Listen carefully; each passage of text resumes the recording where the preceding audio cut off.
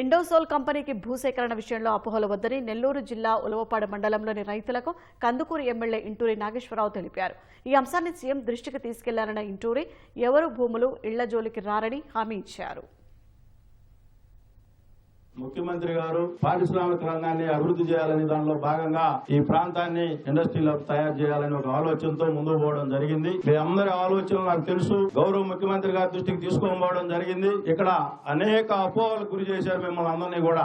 ఏవో అయిపోతున్నాయి, ఊర్లు పోతున్నాయి, పొలాలు పోతున్నాయి, రోడ్డు మీదకి రావాలని చెప్పి అనేక అపోహ కార్యక్రమాలు జరిగినాయి. ఇది ప్రజా ప్రభుత్వం.